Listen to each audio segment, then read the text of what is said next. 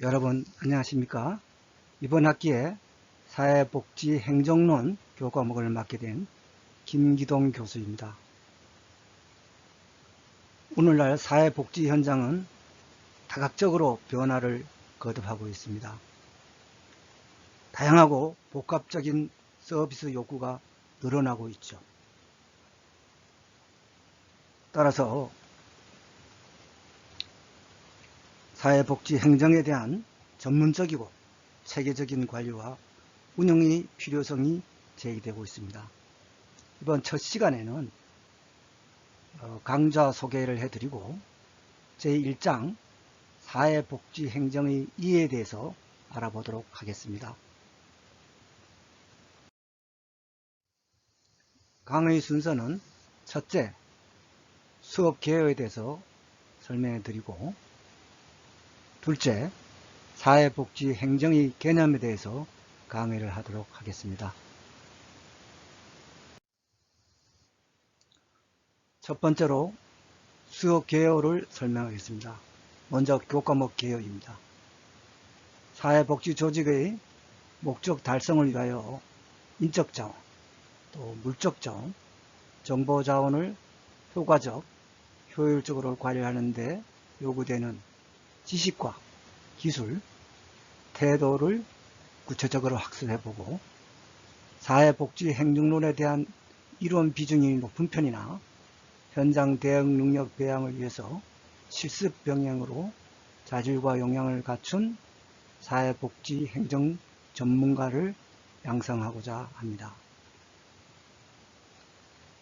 앞에서 조금 언급했습니다만은 현대사회에서는 복지 욕구가 다양하고 복잡화되고 있죠. 따라서 사회복지 조직도 다양해지고 있고 조직의 목표 및 접근 방식도 보다 다양하게 발전하고 있습니다. 사회복지 행정에 대한 전문적이고 체계적인 관리와 운영의 필요성이 그 어느 때보다도 높아지고 있습니다. 그래서 사회복지 행정은 어떤 사회복지 서비스 제공의 보조적인 역할이 아니라 사회복지의 한 전문 분야로 자리 잡고 있습니다. 그렇죠. 아무리 욕구를 충족시키고 또 서비스를 제공하자 해도 어떤 행정적인 그런 지원이 이루어지지 않으면은 효과적으로 그 목표를 달성할 수 없는 것이죠. 그렇기 때문에 사회복지 행정이 그 어느 때보다도 중요하다. 어떤 사회복지 행정에 대한 전문성을 갖춰야 되는 것이죠.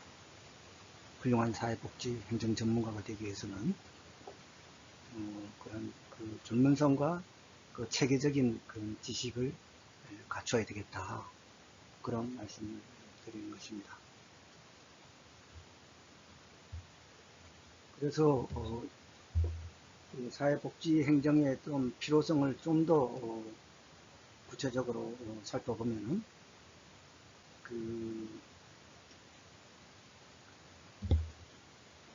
대규모 어떤 그런 공식적인 조직 같은 경우는 한 개인이 지닌 그런 지식이나 능력 그리고 기술을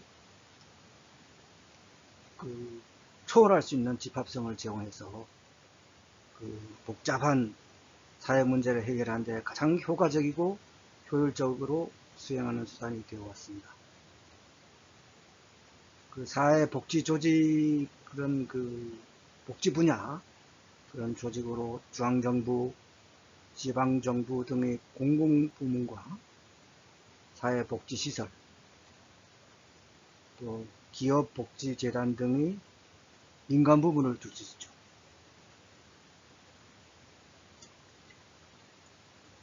그래서 어떤 공공 그런 부문뿐만 아니라 민간 부분, 지역사회까지 포괄하는 개념이다.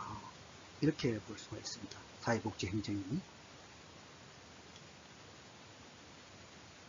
그래서 일반 행정과 관리를 동시에 그, 그 같은 개념으로 이렇게 취급하고 있습니다. 사회복지행정에서는.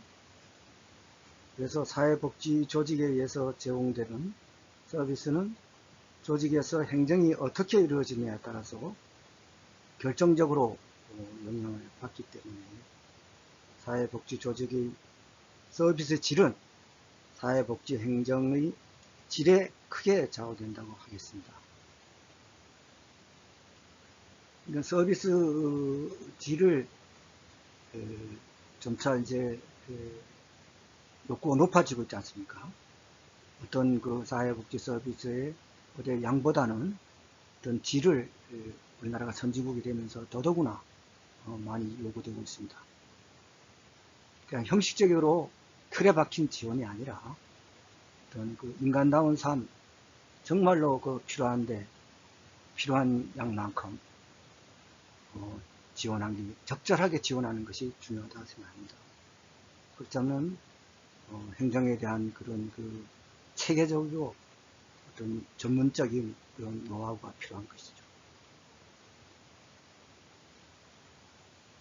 특히 현대 산업사회에서 사회적 욕구가 증가하면서 사회복지행정에 대한 조직적인 서비스 기대 욕구가 점점 높아지고 있는 상황에서 효과적이고 효율적인 서비스를 제공하기 위해서는 사회복지행정이 매우 중요하다고 하겠습니다. 좀 더 구체적으로 그 필요성을 말씀드리면, 현대 사회는 그 복잡하고 변화가 심하지 않습니까? 그래서 사회 문제도 여기에 따라서 매우 복잡하고 다양하고 여러 유형이 나타나고 있는 것이 현실이죠. 과거에 보지 못했던 그런 현상도 일어나고 그렇기 때문에 새로운 그런 기법 이런 게 도입되어야 되고, 또 여러분들이 나중에 이제 사회복지 그 실천 현장에 나가서 부닥치겠습니다만은, 저는 어떤 루트화된 매뉴얼이 없는 일이 현장에서 발생된다 이거죠. 그리고 최일선에 있는 그 사회복지사들이 그 순발력 있게 그 대응을 해야 되거든요. 그러려면은 상당한 그런 그 노하우와 사전 준비가 필요하다 하겠습니다. 그래서 산업화 도시화에 따른 전통적 그 규범이나 가치관이 붕괴되고, 그리고 사회 경제적 구조 변화에 따른 사회 변동으로 빈곤이라든가 의료, 고용, 주택 등 각종 사회 문제가 발생했죠. 그렇기 때문에 이러한 데 대한 효과적이고 효율적인 해결을 위해서 그런 사회복지 행정이 필요하게 됐다. 또 둘째는 사회 체계와 인간과의 상관성입니다. 사회적 체계와 관계 속에서 인간은 존재하고 있으며 혼자 존재할 수 없는 것입니다. 사회적 동물이니까. 그래서 특히 이제 사회복지행정 같은 경우는 그 어떤 자체에 대한 그 자원이 부족하지 않습니까? 그래서 지역사회 내에 인적, 물적 자원을 끌어들여야 되는 것이죠. 그래서 그런 것을 효율적으로 활용하기 위해서는 어떻습니까? 합리적인 행정 과정을 통해서만 달성할 수 있는 것이죠. 그래서 사회복지행정이 중요하다. 셋째, 사회복지 조직의 효과적이고 효율적인 운영입니다. 사회복지 조직의 한정된 자원을 고려할 때 클라이언트에게 필요한 서비스를 적절히 제공하고 서비스의 효율성과 효과성을 높이기 위해서는 사회복지 행정관리가 필수적이라 하겠습니다. 다음 넷째, 조정과 통제를 이뤘습니다. 개별화되고 분화된 사회복지 활동이 전체 사회적 목표 추구에 기여할 수 있도록 조정하고 통제하는 데 행정이 필요하다고 하겠습니다. 좀 살펴보고요. 다음 수업 운영 방식은 사실 이 과목이 그 국가 직무능력 표준이라는 NCS 과목이거든요. 근데 이것은 이론과 제 실습을 병행하도록 학습하게 되었는데 이 비대면 온라인 강의로 바뀌어 가지고 수업에 다소 그 어려운 점이 있습니다만은 매 주차 그 부여하는 그 과제를 통해서 보완하도록 할 테니까 과제를 충실히 제출해 주시기 바랍니다. 그래서 비대면 온라인 강의가 상당히 그 여러 어려운 점이 있습니다만은 또 여러 또 수요자들인 학생들의 편의도 위하고 그래서 바뀐 걸 알고 있는데 최대한 이 강의를 잘 이수하시고 그 주차별로 부여된 과제를 충실히 작성해 가지고 매주차 그 다음 매주 그 강의 전까지 이러닝 그 과제 탭에 올려주시기 바랍니다. 그리고 이 부여된 과제는 또 여러분들 평가에 적극 또 활용하려 그러니까 여러분들이 이 점을 아시고 또 꼭 중요한 그 핵심적 사항을 올릴 테니까 충실히 작성해 주시기 바랍니다. 그리고 8주차는 중간고사, 15주차는 기말고사가 있겠습니다. 다음 성적평가 방법으로는 출석 20%, 과제 20%, 중간고사 30%, 기말고사 30%로 하겠습니다.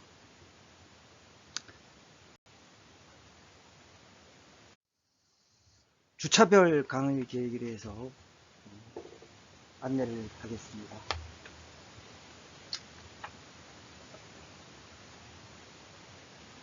우선 교과목이 그 NCS이기 때문에 그 사회복지조직 직원 역량 개발과 사회복지조직 사무관리로 이 교재에 있는 것을 그 구분해 가지고 강의를 진행하고자 합니다. 그래서 사회복지조직의 직원 역량 개발은 7개, 또 사회복지조직의 사무관리는 6개 단위로 교재에 따라서 그 분류를 해서 수업을 진행하겠는데요. 그 직원 역량 개발은 업무 수행에 필요한 지식이라든가 기술, 태도 강화를 위해서 그런 그 교육 계획 수립, 또 교육 실시, 교육 평가, 슈퍼비전 제공 이런 등 능력 단위를 수행할 수 있도록 그 분류해서 여기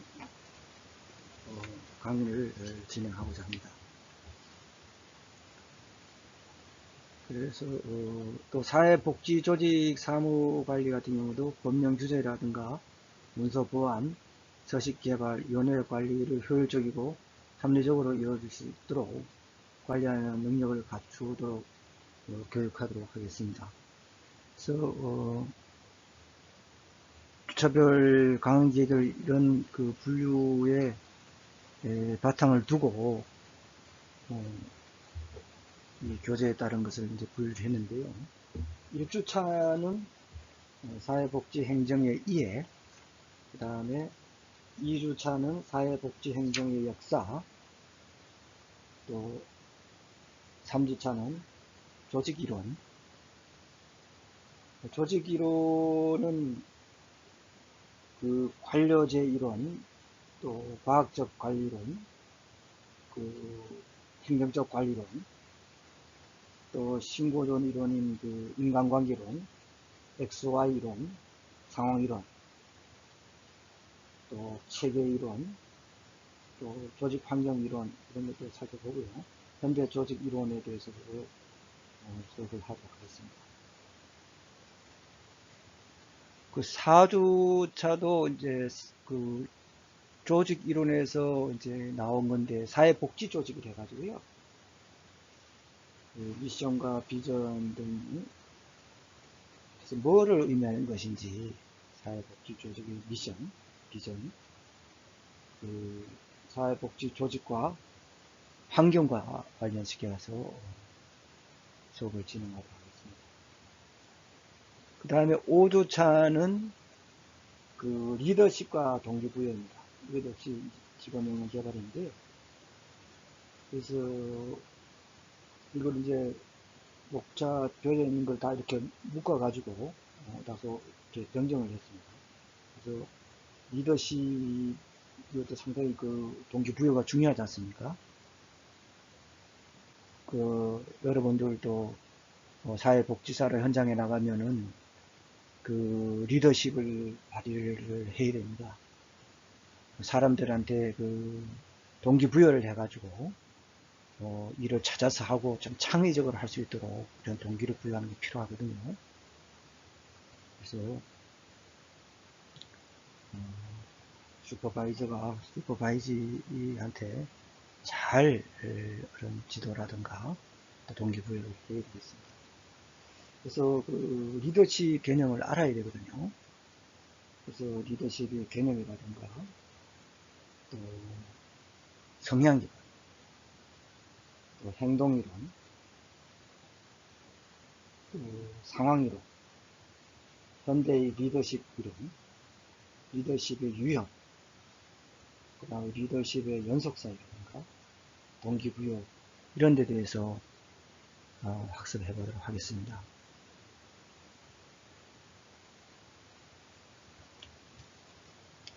그래서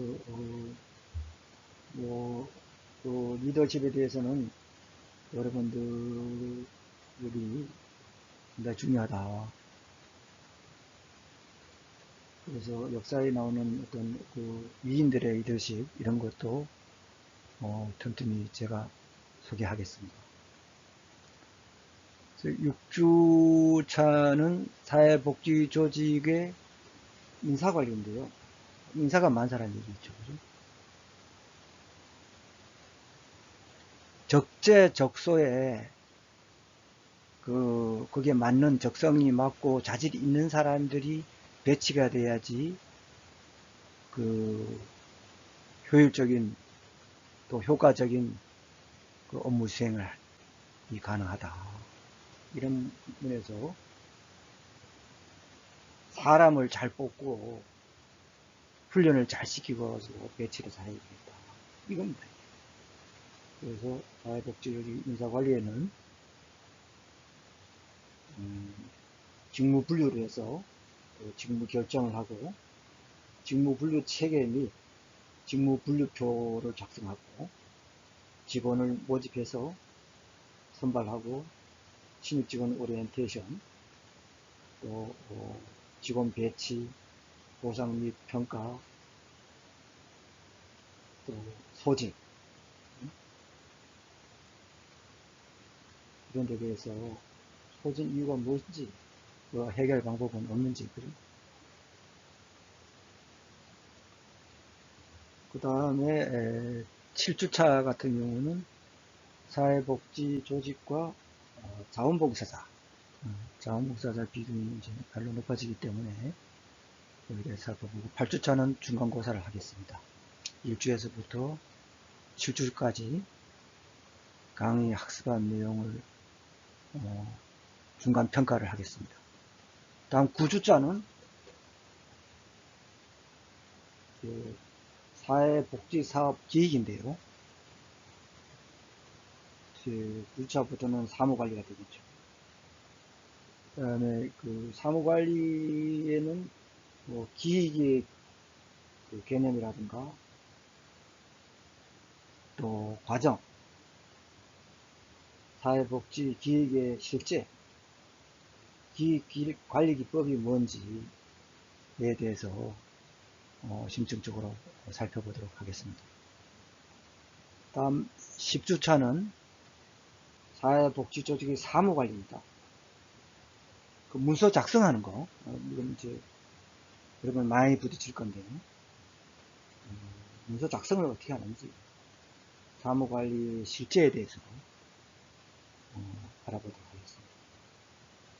다음 11주 차는 사회복지조직의 정보관리입니다.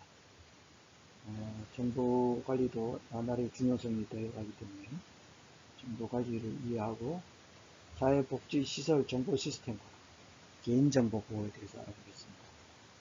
다음 12주 차는 사회복지조직의 마케팅과 홍보입니다. 그래서 사회복지조직의 마케팅하고 또 비영리 마케팅이 왜 필요한지, 또 영리조직과 사회복지조직의 마케팅 비교, 사회복지조직의 마케팅 믹스, 사회복지조직을 홍보하는 것, 홍보 매체, 이런 데에서 좀 알아보겠습니다. 다음 13주차는 사회복지조직의 재정관리입니다. 이거 돈이죠, 쉽게 얘기해서. 근데 아주 핵심적인 분야죠. 돈이 있어야 무슨 사업도 진행하죠. 그죠?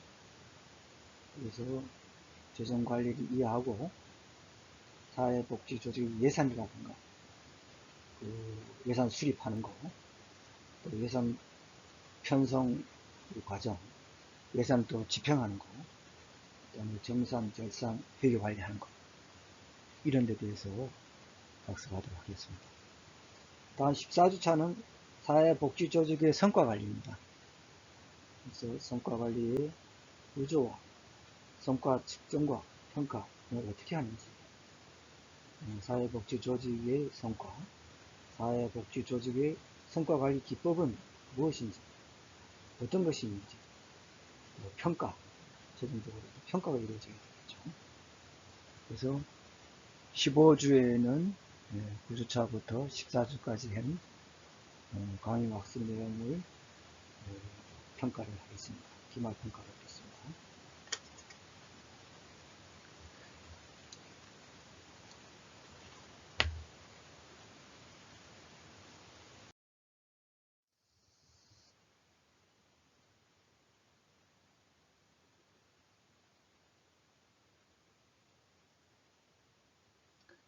사회복지행정의 개념에 대해서 알아보겠습니다. 사회복지행정의 정의를 보면은 우선 미시적인 접근하고 거시적인 접근으로 나눌 수 있겠습니다. 좁게 미시적 접근을 보면은 사회복지기관 자체에 초점을 둔 기관 행정을 얘기하는 것입니다. 그래서 패티가 이제 주장했는데요. 그 사회복지기관의 목적이라든가 서비스 제공 지원을 위해서 기관 내에서 이루어지는 체계적 관리 작업입니다. 그래서 사회복지기관에 여러분들이 이제 많이 나가게 되는데 사회복지기관 자체에 초점을 둔 기관 행정이다. 이것이 미시적인 접근이고요. 거시적 접근은 정책의 서비스 전달 과정에서 이루어진 조직적 활동으로서 좀 광범위한 겁니다. 그래서 사회복지 정책의 사회복지 서비스 전달 체계와 또 조직적 활동이고 지역사회를 비롯한 외부 환경, 체계 내의 사회복지 조직의 활동을 거시적 접근이라고 합니다. 키드네이가 주장했는데요. 이걸 한번 알아보시고 잠깐 보시고. 그래서 여기서 보건복지부 노인 정책에 대해서 예시로 이렇게 그림이 나와 있습니다만은 참고적으로 한번 보시고요. 그래서 사회복지 행정이라는 것은 정책과 사회복지 실천을 매개하는 통로로서 사회복지 조직을 기반으로 해가지고 조직 목표 달성을 위해서 조직적 차원에서 체계적으로 수행되는 조정적 협력적 관리 활동이다. 이렇게 정해 놨습니다. 그래서 여러분들은 그 정의를 확실하게 알아야 되겠습니다. 그래서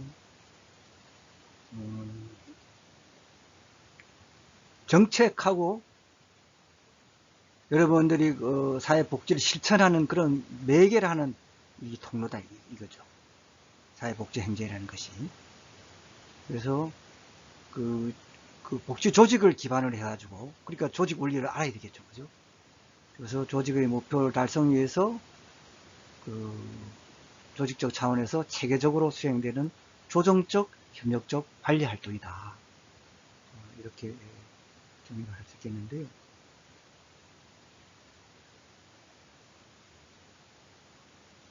그래서 사회복지 정책하고 사회복지 실천하고 가교 역할을 합니다. 서로 이어준다 이거죠. 그죠? 이게 이제 사회복지 행정이다.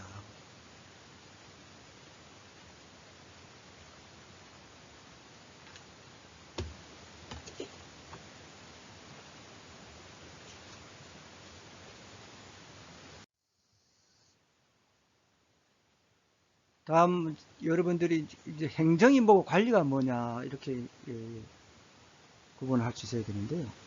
행정은 조직의 그 정책 결정이라든가 재정과 서비스 제공에 조정하고, 그다음에 조직의 방향을 설정하고요. 역할은 행정가로서 최고 경영층 수준에서 이제 의사결정 기능하고 정책을 수행하는데요. 어떤 정책을 수행하면서 공공 분야에서 의사결정을 이제 하는 거죠. 그죠? 그런데 이제 관리는 행정에 의해서 결정된 기관 정책의 집행, 또 부하 직원에 대한 지도 감독, 뭐 이런 건데요. 정책과 결정을 조직의 목적과 목표를 위해서 수행하는 거다. 그런데 사실 뒤에도 뭐 나오겠습니다만은, 사회복지 행정에서는 거의 같은 개념으로 보고 있습니다. 그래서, 공공 분야뿐만 아니라, 그런 복지 기관에서도, 같이 행정과 관리를 같이 생각하고, 동의어로 사용하고 있다. 이렇게 알고 있으면 되겠습니다.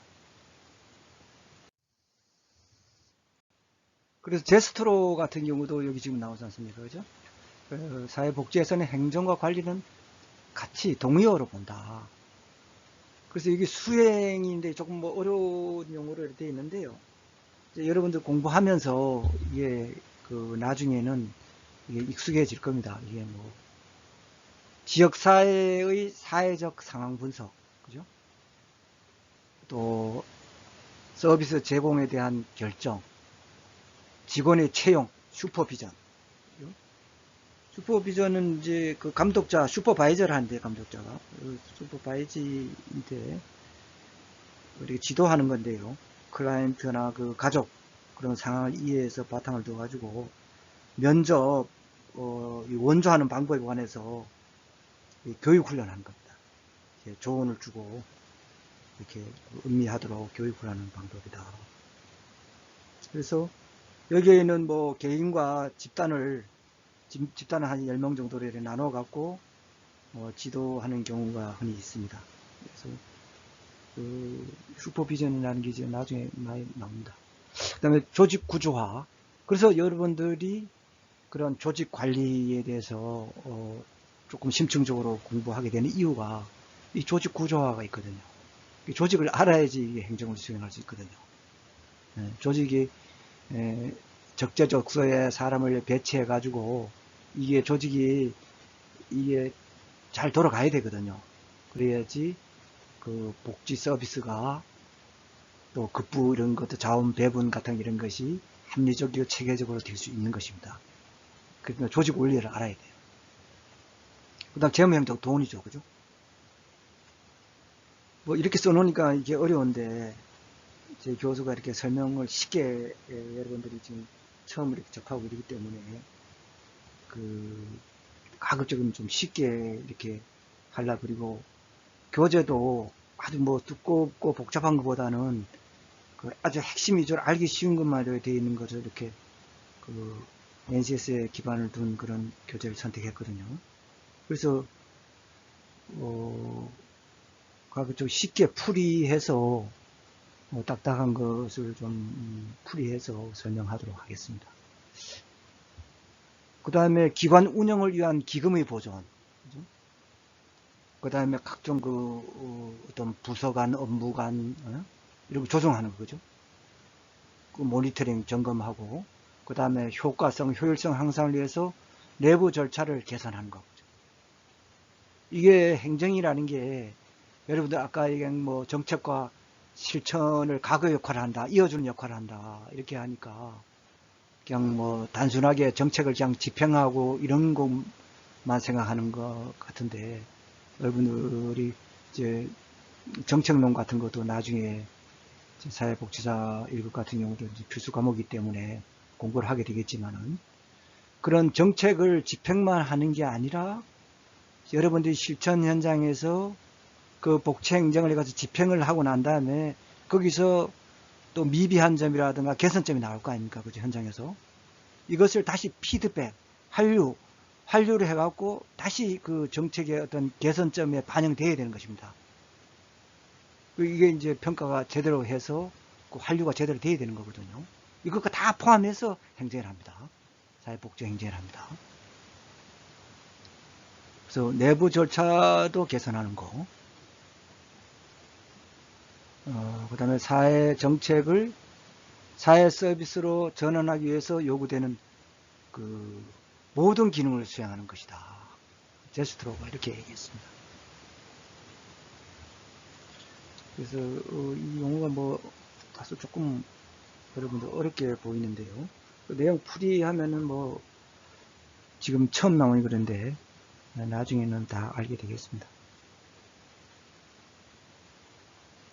그래서 다시 한번 왜 그렇게 사회복지 행정이 중요하고 또 필요한지 요약해보면, 현대사회에서는 어떻습니까? 산업의 고도화에 따라서 매우 복잡하고 다양하고, 그죠?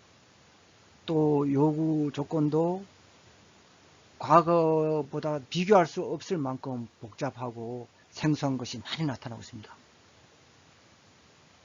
다문화적 요소도 굉장히 증가가 됐지 않습니까? 최근 와서 다문화에서 가족 같은 경우에 문제 요구되는 거, 뭐 이런 것도 많고, 뭐 아동학대 같은 거, 이런 거, 또 가족, 빈곤에 따른 가족 해체, 이런 것도 많이 일어나고죠. 그래서 복지 요구가 상당히 다양하다고 새로운 현상이 많이 나타납니다. 그렇기 때문에 이런 다양하고 이 복합적인 욕구, 이 충족을 만족시켜 주려면은 어떻습니까? 사회복지 행정도 그런 현대 추세에 맞게 따라가려면은 이 전문화가 돼야 되겠죠, 그죠? 단순히 행정이 뭐 관리대가 집행만 하는 이런 게 아니라 이 상당히 복잡하고 또 정책하고 연결도 되고 이러기 때문에 상당히 전문적이고 체계적인 관리와 운영이 필요하다. 그래서 사회복지 행정은 어떤 사회복지 서비스 제공의 어떤 보조적인 역할을 하는 것이 아닙니다. 그렇기 때문에 한 전문 분야다, 이렇게 생각하고 여러분들이 학습에 임해야 할 것입니다.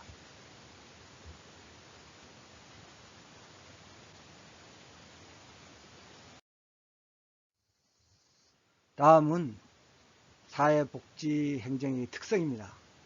하센펠드가 이제 주장했는데요. 사회복지 행정에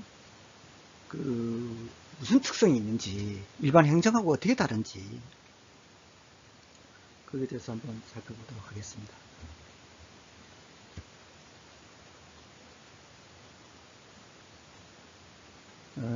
그래서 조직의 내적 환경에 따라서 다양한 이제 집단하고 클라이언트의 요구가 있다고 했지 않습니까?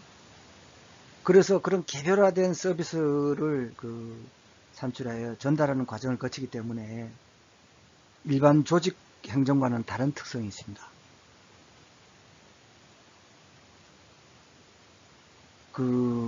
물론 유사한 그런 행정의 기본적인 그런 과정은 공통적인 것도 많습니다. 많지만은 이거는 이제 사회복지행정이라는 것은 어떤 그 사회적으로 어떤 빈곤하거나 어려움에 처하거나 생계유지가 곤란하거나 또 많이 아프거나 또 경제적 그런 양극화로 인한 피해자, 산재로 입은 그런 피해자, 환자 많지 않습니까? 그리고 개별화되고 이 특수성이 있기 때문에 또 인간으로 그런 욕구를 가진 것을 대상하기 때문에 상당히 일반 행정하고 다릅니다.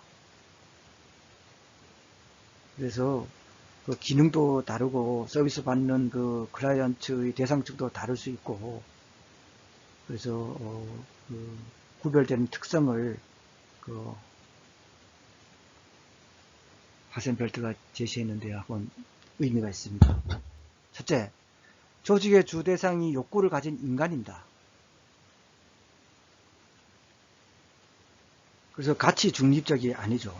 그래서 문화적 가치를 부여받고 그 사회적 도덕적 정체성을 지닌 사람을 대상을 한다. 그렇기 때문에 여기에 그 조직 발전을 위해서 사용하는 기술은 도덕적으로 정당화되어야 된다.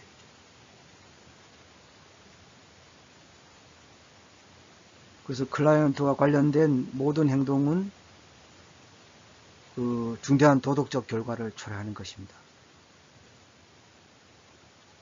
그래서 클라이언트를 대상으로서 행정을 펼 때 그들이 좀 납득을 하고 순응할 수 있는 그런 방법을 찾아야 됩니다.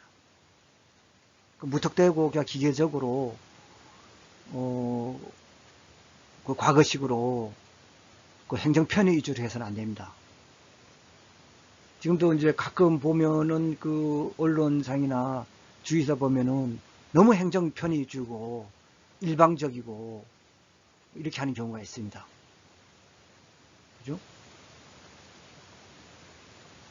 어떤 욕구가 발생되면은 그 현장에 가급적 현장 행정을 해야 됩니다. 상태가 어떤지 또 그런 대상자들이 어떤 공경에 처해 있는지 정확히 이거 문제를 알아야 되지 않습니까? 그죠? 그러려면은 그분들한테 시간이 뭐 좀 쫓긴다 하더라도 기본적인 그런 인적사항으로 가서 좀 만나서 파악하고 어떤 애로사항이 있는지 그 면접을 간단하게 해야 됩니다. 상담을 해야 된다 이겁니다. 그냥 전화만 해서 그냥 단편적으로 이렇게 하면은 안 되겠습니다. 그래서 그러한 그 클라이언트들이 좀 납득할 수 있는, 순응할 수 있는 그런 보장 방안을 마련해야 됩니다. 다음, 조직 목표의 불확실성과 모호성입니다. 사회복지 조직 목표는 좀 불확실하고 애매모호해요. 그래서 그 복지 그 욕구를 충족시키는 문제가 합의점 찾기 어렵죠, 사실. 더 많이 요구하는 사람도 있고, 뭐, 적정히 요구하는 사람도 있고, 뭐, 그렇지 않습니까? 또 인간의 그런 욕구를 다 충족시킬 수는 없죠. 자원이 한정되어 있으니까. 또, 적재적소에 잘 또 선별해서, 분배를 해야 되겠죠.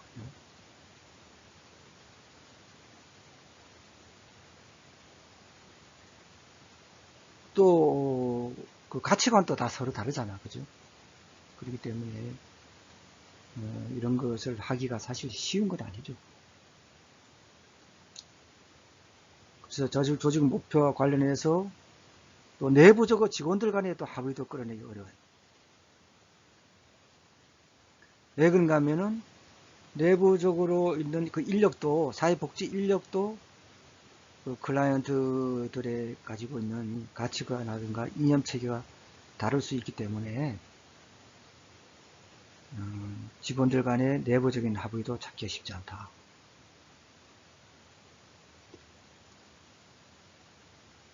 다음 과업 환경과의 상호 의존성입니다. 그 과업 환경은 어떻습니까? 그 다양하고 상호 모순적인 기대를 갖는 집단 조직으로 그 구성된 과업 환경 속에 운영되고 있지 않습니까? 그래서 다양한 이해관계 집단과 부단한 접촉을 유지하고 그들이 변화되는 요구와 기대를 이해하면서 그들에게 사회복지기관 요구와 또 사정도 알려주고 필요한 서비스와 자원을 상호 교환하는 그런 협상을 취할 수 있는 능력이 요구된다. 그러니까 이제 다른 집단 조직하고도 서로 이런 그 과업 환경이 이제 구성되어 있으니까 서로 상호 교류를 하면서 서로 도와주건 도와주고 이렇게 해야 되겠습니다. 서비스 기술의 불확실한데요. 그래서 이 조직 기술이라는 것은 조직 내 투입물을 조직이 원하는 산출물로 변환시키는데 이용되는 지식, 도구, 기법 이런 걸 말하는 거죠. 조직 기술이. 근데 그 사회복지 조직이 조직 성과를 높이기 위해서 확실한 기술이 미비하다. 왜 그런가 하면은 인간은 매우 복합적인 그 존재로서 그 속성이 사람마다 다르게 나타나기 때문입니다. 그리고 인간은 변동적이고 불안정하기 때문에 이러한 그 서비스 기술이 불확실하다. 두 번째는 인간이 어떻게 기능하고 또 변화시켜야 하는가. 지식이 단편적이고 불완전하다. 그런 이유가 있었다. 그 다음에 셋째는 사회복지 조직이 변화시키고자 하는 많은 속성들은 관찰, 측정할 수가 없다. 이런 것 때문에 서비스 기술이 불확실하다. 또 클라이언트와 직원 간의 관계 지향성이 있습니다. 이런 특성이 있는데 그건 뭐 그대로 직원 간의 클라이언트 간의 어떤 그 관계에 따라서 서비스 제공이 이루어지죠. 그래서 클라이언트하고 직원 간의 관계의 질이 어떻게 잘 이루어지냐에 따라서 그 효과성을 좌우하게 됩니다. 결국은 조직 성패도 좌우하게 되는 것이죠. 그게 잘 이루어지지 않으면 그 조직은 쓸데없는 것이죠, 사실. 그렇기 때문에 사회복지 조직의 중요한 서비스는 업무 수행에 있어서 많은 재량권을 행사합니다. 그래서 그 여러분 같이 나중에 뭐 사회복지사들이 그 직접 이제 일선에 접촉하지 않습니까? 클라이언트를. 그래서 그 중요성이 일선 관리자들이 일선 직원들을 지도해가지고 하는데, 여러분들 이제 뭐 일선 관리자가 되겠죠. 그래서 뭐, 처음에는 이제 직원으로서도 그래 하겠지만은. 그래서, 실제로 일선에서 접촉하는 일선 그 직원들이 상당히 중요하다. 성패를 좌우한다 이거죠. 다음은 효과성 측정의 곤란성인데요. 효과성은 어떤 그 목표의 달성 정도지 않습니까? 그래서 효과성을 확실하고 타당성 있게 측정할 척도가 부족하다. 효과 측정이 어렵다 이거죠. 이 측정이 조직 목표가 좀 다양하고 모호하지. 서비스 기술도 아까 불확실하다 그랬지. 또 인간의 속성이 또 다르기 때문에 어떤 분은 어떤 그 가치를 급부에 많고 직구에 또 두고 있는 사람이 있는 반면에는 또, 어떤 분들은 자기 심리적인 그런 안정감 이런 거에 대해서 더 비중을 두는 사람도 있거든요. 그래서 그런 그 인간의 속성이 다 다르기 때문에 측정이 상당히 어렵습니다. 이와 같이 사회복지조직은 특정하게 확실하고 타당한 평가 적도가 없어서 조직이 혁신 능력을 감소시킨다 이거죠. 그렇기 때문에 사실과 달리 조직의 성공을 주장하게 되고 지배적인 서비스 이념을 강화하게 되는 경우가 있습니다. 그래서 사회복지조직은 혁신을 받아들이고 계획을 실행하는 데 있어서 상당한 어려움을 겪고 있습니다. 이런 특성이 있으니까 잘 감안해서 이렇게 행정을 합리적이고 체계적으로 펼쳐 나가야 하겠습니다.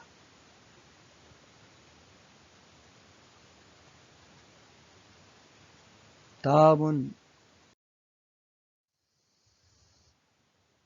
사회복지 행정이 일반 행정하고 그러면은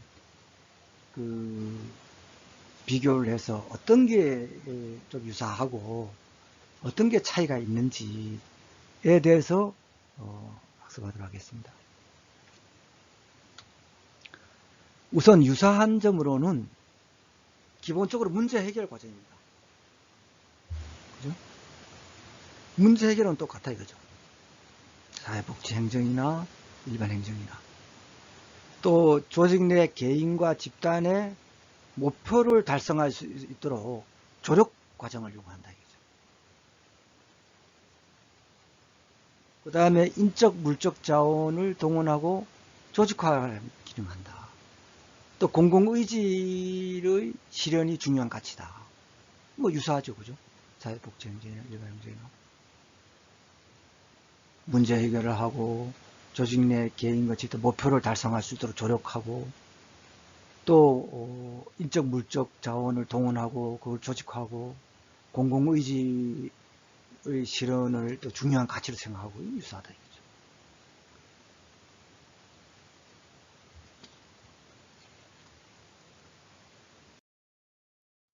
반면에 차이점은 사회복지 조직 서비스는 즉시성 또 소멸성 비축 불가능한 성격을 지니고 있다 이거죠. 그래서 사회 복지 조직 서비스가 사회복지 행정이 일반 행정의 원칙 그대로 활용하기 어렵다. 또 사회복지 조직을 둘러싼 환경 영역의 확대와 변화에 따라서 다양한 지식과 관리 기술이 요구된다. 정말 사회복지 행정은 복잡하고 다양하기 때문에 이 많은 주변 학문의 이론 이런 것이 동원됩니다. 사실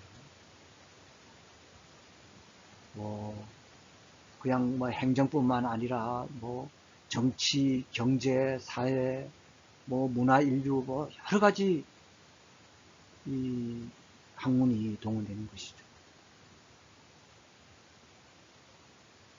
그리고 사회복지 행정은 행정가 또는 관리자가 아닌 모든 구성원이 행정에 참여해서 목표 달성에 이르는지다. 특히 이제 아까 말씀드린 그러한 일선 관리자, 일선 직원들의 어떤 행동 하나하나, 행정 처리 하나하나가 이 조직 성패에 결정적인 영향을 미친다. 바로 클라이언트를 만족하느냐, 대상층이 불만족하느냐 나타난다. 사회복지행정은 전문 사회복지사의 직무 수행에 크게 의존한다. 그러니까 여러분들이 앞으로 수행해야 될 사회에 많이 나가면은 그런 대상층에 여러분들의 배운 그런 지식과 기술 그 인성 태도를 가지고 어떻게 하느냐에 따라서 이 복지의 성패가 좌우된다. 이것도 상당히 중요하죠. 그죠? 인간다운 삶을 영위하는 것은 인간의 어떤 기본적인 그 욕망이잖아요. 그죠? 인간의 존엄성을 지키고. 그렇기 때문에, 바로, 여러분들이 이런 학문들을 정확히 익혀가지고, 기본적인 가치관을 가지고 활동을 해야 된다. 이렇게 말할 수 있을 것입니다.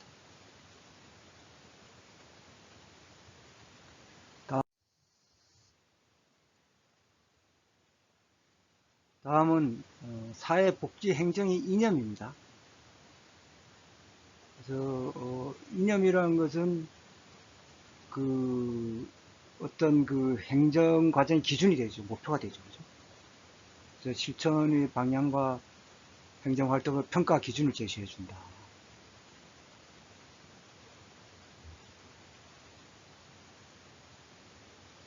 그래서 하나하나 살펴보도록 하겠습니다.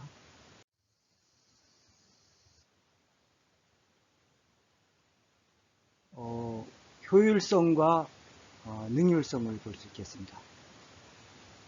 그래서 효율성과 능률성은 최소의 자원으로 뭡니까? 최대의 효과를 어떻게 거둘 것인가. 또 투입된 비용의 자원에 대한 산출물인 목표 달성의 비율을 의미합니다.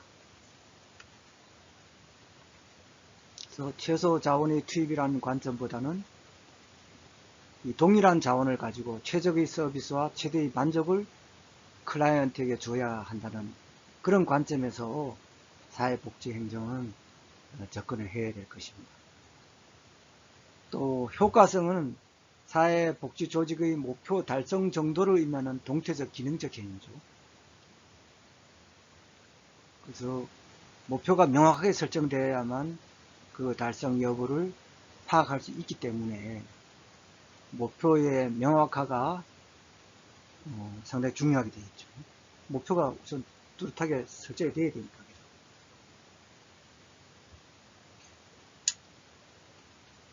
그래서 효과성 같은 경우는 그 앞에 이제 효율성과 좀 헷갈릴 수가 있는데, 이제 효과성은 목표의 어떤 달성 정도를 의미하는 거거든요.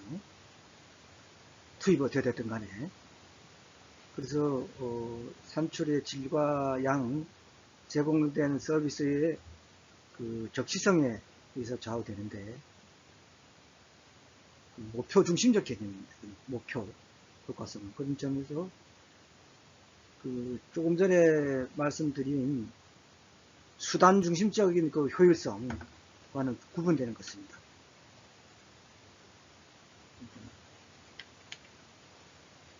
효율성은 최소 자원으로 최대의 효과, 인풋은 최소되고 또 아웃풋은 최대의 효과가 나게 하는 개념이죠.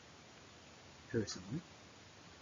효과성은 목표 달성 정도를 의미하는 것이다. 공태적 개념이고 또 목적적인 목표 중심적인 개념이다.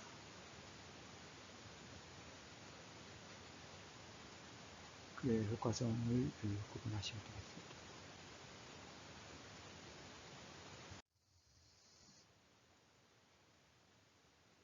다음은 이제 형평성인데요. 형평성은 동일한 욕구를 가진 클라이언트는 동일한 수준의 혜택을 받아야 한다는 걸 의미합니다. 그래서 동일한 능력을 가진 클라이언트는 공평하게 돼야 돼 사회적 불평등을 시정하기 위해서 보다 열악한 계층에게 공공서비스 혜택이 더 많이 도도록 해야 합니다.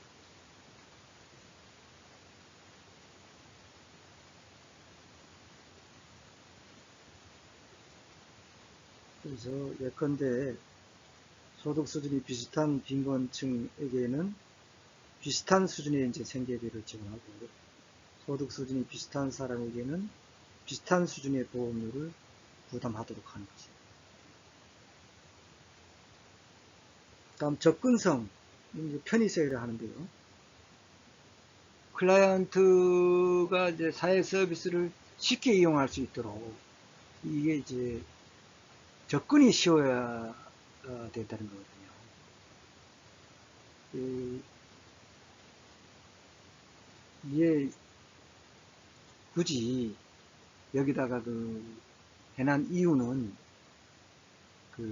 그렇습니다. 이게 서비스 이 정책이 아무리 좋고 그렇다 하더라도 분배 체계가 잘 되어 있다 하더라도 실질적으로 사회복지 서비스를 받을 수 있는 클라이언트들이 쉽게 접근하지 못하면 무슨 소용이 있겠습니까? 사실 서비스에 대한 정보도 부족합니다. 이 사람들 뭐가 있는지도 잘 몰라요. 사실 여러분들이 뭐 그런 복지기관이나 주민센터라든가 이런 데서 공부를 합니다만은 실질적으로 모르는 경우가 너무나 많거든요. 주위에서 보면은 그런 안타까운 일이 많이 일어나지 않습니까? 그런 제도를 몰라서 신청을 못해서 막 극단적인 선택하는 거, 빈곤에 시달려서.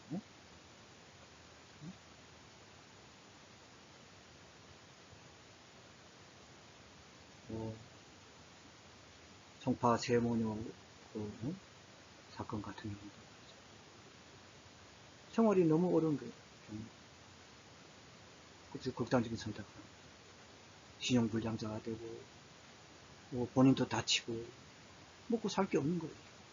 그랬을 경우에는 신청해서 그렇게 받을 수 복지 혜택을 받을 수 있는 제도도 누가 있는지 모르니까 그런 제도가 있는지도 잘 모르니까 신청 방법 잘 모르니까 그런 극단적인 선택을 하는 경우가 있다.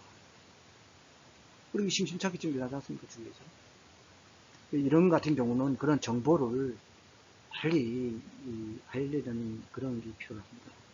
물리적 장벽뿐만 아니라 심리적 장벽도 그렇거든요. 어떤 지나친 관료주의, 탁탁하게 가뜩이나 체면을 중시하고 이런 유경우가 있지 않습니까? 근데 뭐 낙인을 찍는 그런 연예인이라든가 뭐 이런 거는 상당히 조심해야 됩니다. 그래서는 안 되고요. 그래서 접근성은 사회복지행정의 형평성과 효과성을 제고할 수 있는 유용한 가치다. 그렇기 때문에 굳이 임명에다가 넣어놨습니다.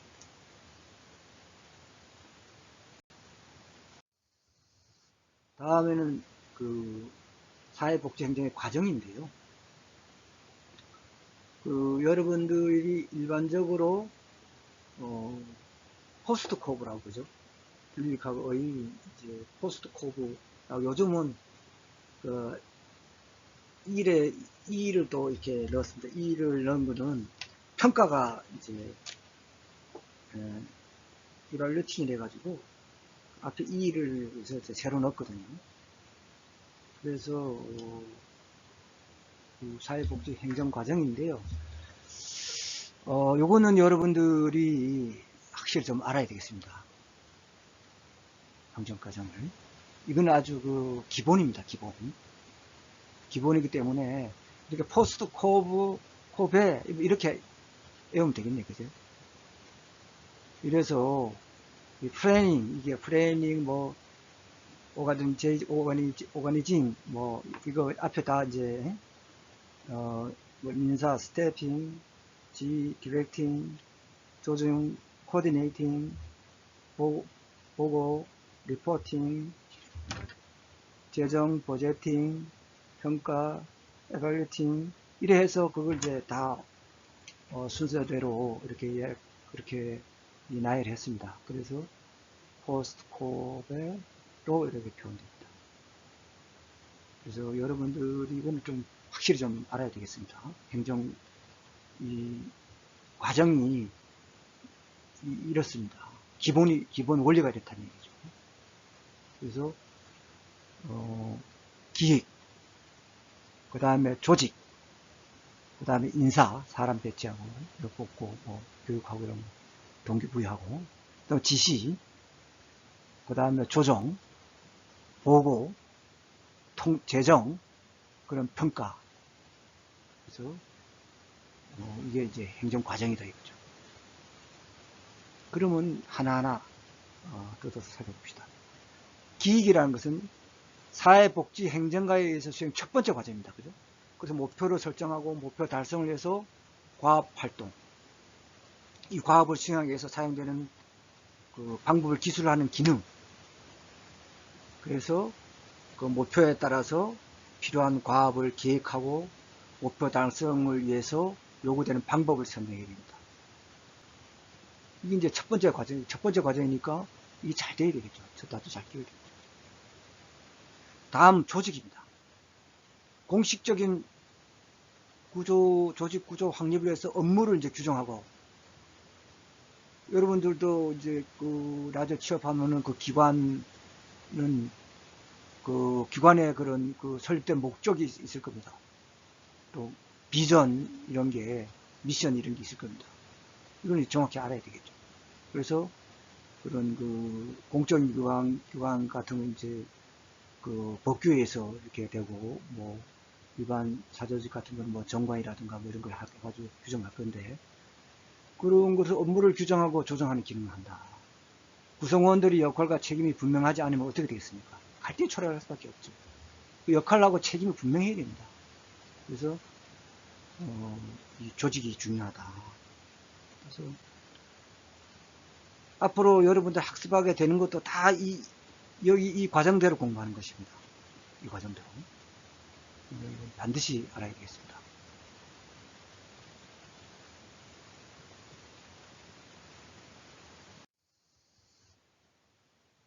다음은 이제 인사입니다. 그 직원을 채용하고 능력을 개발하며 근무 의욕을 갖고 헌신할 수 동기부여를 하는 거거든요. 그래서 채용, 직원 훈련, 우호적인 업무 조건 유지, 뭐 이게 동기부여하는 거죠. 세 가지 활동으로 구성되는데요. 다음은 지시입니다. 행정가가 조직을 효과적으로 이제 운영하기 위해서 구성원에게 업무를 이제 부과하는 건데요. 그래서 가능한 관련된 사실 검토한 후에 합리적인 그런 결정을 하는 데를 능력, 업무를 하는데, 그죠? 그래서 조직 목적에 대해서 능동적인 관심과 그것을 달성하는 헌신적인 태도, 또 구성원의 공헌을 칭찬하고 그들의 지위를 향상해도 도와줘야 된다. 그런 능력이 있어야 된다. 자신의 책임과 권한을 효과적으로 위임하는 능력, 개인과 집단의 창의성을 고취하는 능력 등이 요구된다. 이것이 상당히 중요하죠. 이것도. 다음은 조정이다 이거죠. 조직 업무 같은 경우는 뭐 부서 간에 할거주의도 있고, 서로 자기 조직을 위하는 마음이 있지 않습니까? 직장에 가보면은 그런 걸 할거주의를 하는데, 너무 그러다 보니까 업무가 비효율적으로 된다 이거죠. 그래서 구성원 간의 어떤 그런 뿐만 아니라 업무 간, 또 조직 간 이런 데 조정이 필요하다. 그래서 효과적인 의사소통 통로를 조성하는 데는 위원회 설치 활용이 한 방법이 되겠다.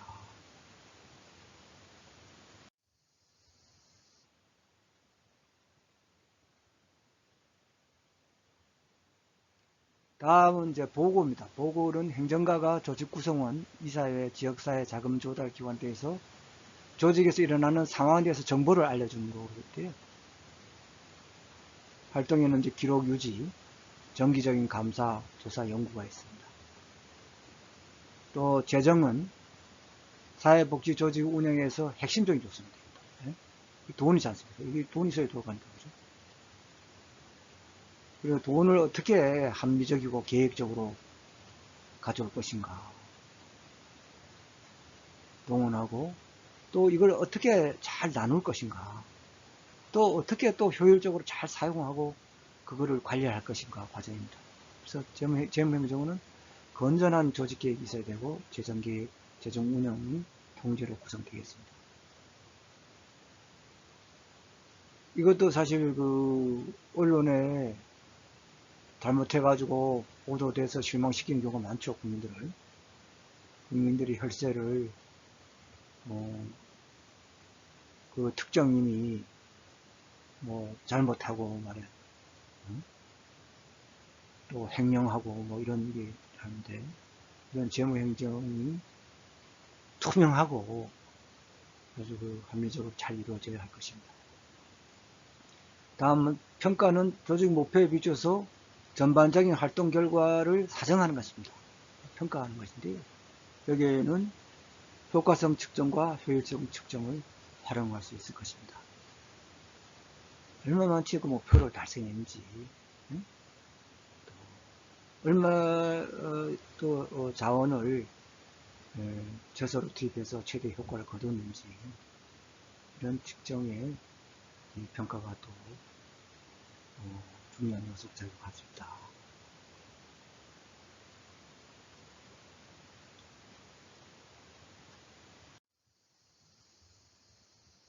그래서 사회복지 조직은 그 목표를 달성하기 위해서 그런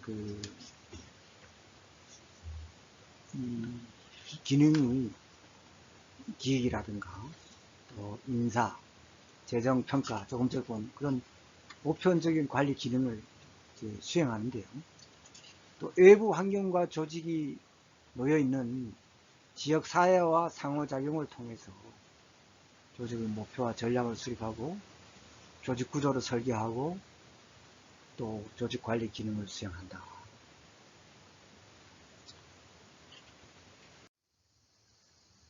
또 기능은 사회복지기관은 사회복지 대상자에게 서비스라든가 프로그램을 제공하는 절차와 구조를 만들어 가지고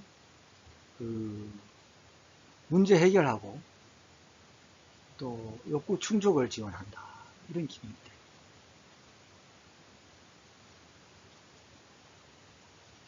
그리고 사회복지 정책에서 제시하는 그런 방향과 목적 달성을 위한 집행체계로서 보다 효과적이고 효율적 전달체계가 되기 위한 기능을 담당한다.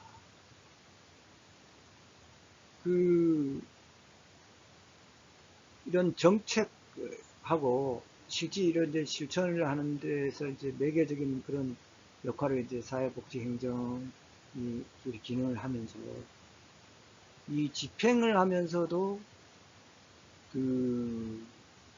효과적 효율적으로 전달 체계가 잘 되어야 됩니다. 이게 잘 작동을 해요. 아무리 자원 분배 자원이 많고 잘 그렇게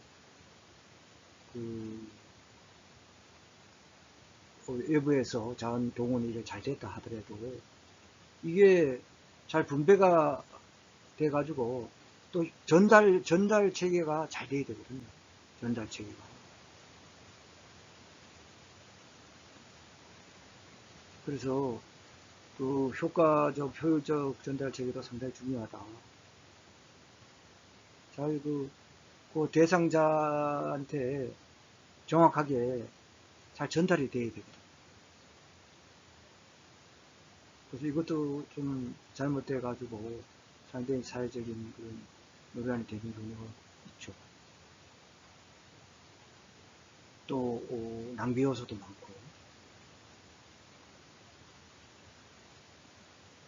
그래서 효과적 효율적 전달 체계가 되게 위한 기능도 담당한다, 사회복지행정이. 그리고 사회복지 현장의 정책 문제를 사회복지 행정을 통해서 정책 개선으로 완료시키는 역할도 하고 있다.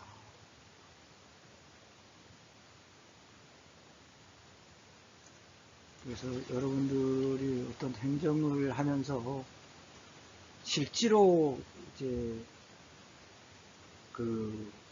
겪어봐야 되거든요. 사실 여러분들도 이렇게 수업을 하고 강의를 듣지만은 물론 이론이 있어야지 실천이 제대로 되는 것인데요. 이게 실천을 하는데 사실 복지 이런 현장에 가면은 그 실제로 느끼는 것이 많을 것입니다. 아마. 이 현장 이론하고 또 배운 거하고 또 다르게 나타나는 경우도 있고, 또 듣도 보지도 못한 생소한 것도 볼 수가 있을 것입니다. 그리고 인간을 이제 상대를 하는 거기 때문에 그 인간의 어떤 가치관이라든가 이런 속성이 다 다르지 않습니까? 그런데 이제 이걸 잘 이걸 하려면은 여러분들 앞으로도 많은 그런 게 내가 배우겠습니다만 하는 그런 그 실천, 복지 실천 기술이라든가 그 인성 이런 게 필요합니다, 사실. 그 소진 같은 경우도 어떻게 스트레스를 잘 해소를 해서 잘 적응할 것인가 이런 같은 경우도 나타날 것인데 사회복지 그 현장에서 어떤 그런 그 처음 나타나는 거라든가 이런 정책은 좀 이렇게 개선돼야 되겠다, 현실은 부합하지 않는다, 그런 같은 경우는 여러분들이 잘 관찰해서 이렇게 메모도 해놓고 했다가 나중에 이제 돌아와서 그런 걸 건의해 가지고 그런 그 정책 개선으로 이루어지는 그런 활류 역할을 또 여러분들이 사회복지 행정에 있는 것은 상당히 중요하다. 그래도 개선될 거 아닙니까? 그죠?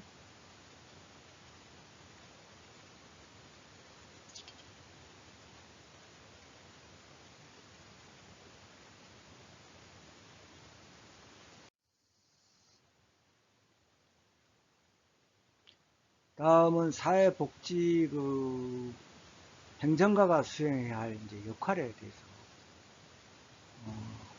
NEP가 이제 한 거를 소개를 했습니다. 그 현장에서 그 역할은 조직 내 이제 효과적인 의사소통자가 되어야 돼요. 의사소통이 잘 돼야 돼요. 이게 혈관에 이제 우리가 혈액이 쫙 흐르듯이 서로 이 혈관이 막히면 이제 안 되겠죠, 그죠? 그래서 의사가 의료 관리자 측은 또 톱 매니지먼트에서 그 받은 그런 지시 이런 거를 또 일선 직원들한테 잘 이렇게 하달해야 되고, 또 직원들 일선 관리자들은 또 직원들은 또 현장에서 이루어진 이런 그 보고라든가 이런 것도 위로 잘 또 보고도 하고 알려야 되겠습니다. 서로 의사소통을 해가지고 문제되는 것도 적시성 있게 또 해결하고 이래야 되겠습니다. 또 아까 말씀드렸습니다만 그런 그 부서간 또 업무간 조직간 그런 경계도 조율하고 이래야 되겠습니다. 그리고 또 혁신가 또 새롭게 바꿀 것도 바꿔야 되겠죠. 또 조정자, 기관 자원을 또 관리자, 또 평가자, 정책 집행자, 옹호 대변자, 그 클라이언트나 그 대상자들의 어떤 그 침해된 권리 이런 게 있으면은 그 옹호 대변자로도 활동을 해야 되겠습니다. 슈퍼바이저로서 또 촉진자 이런 여러 가지 행정가가 수행할 역할이 많습니다.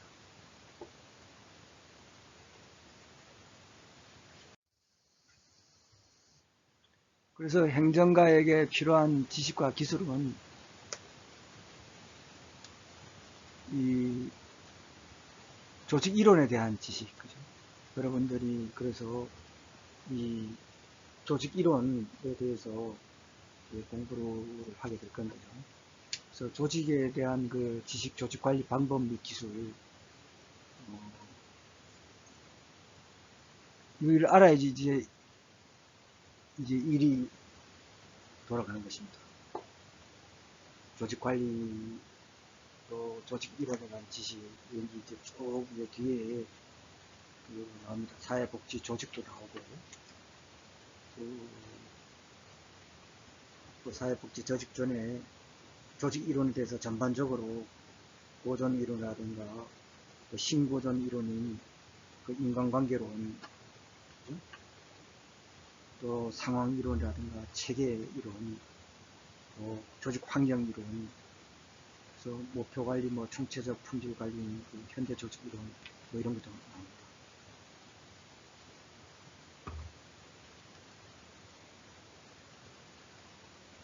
그리고 인간 행동에 대한 지식,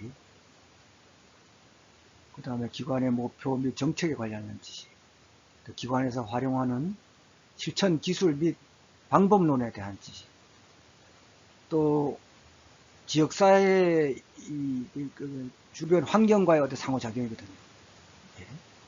그래서 지역사회의 어떤 자원이나 이런 그 관련 조직들에서 관계를 잘 해야 되겠습니다. 그래 서로 이제 자원도 이제 좀 동원할 수도 있고 또 서로 협력할 수도 있는 것이죠. 효과적이고 효율적으로 그런 행정을 수행할 수 있다. 다음은 이제 평가에 대한 기술과 지식도 갖춰야 된다. 그래서 활성화돼서 또 목표 달성 정도도 알게 되고 그죠? 개선의 일들 좀 더 찾고 이제 그렇게 되겠죠.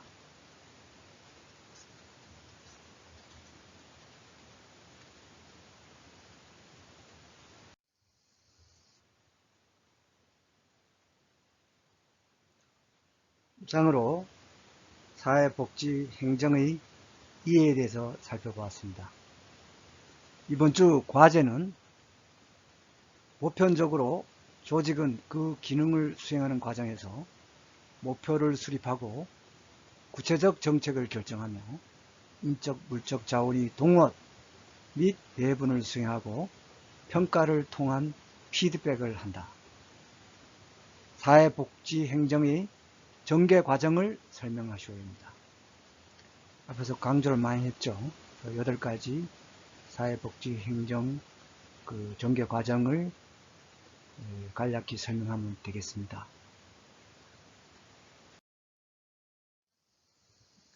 이상으로 제1장 사회복지 행정의 이해에 대한 강의를 모두 마치겠습니다.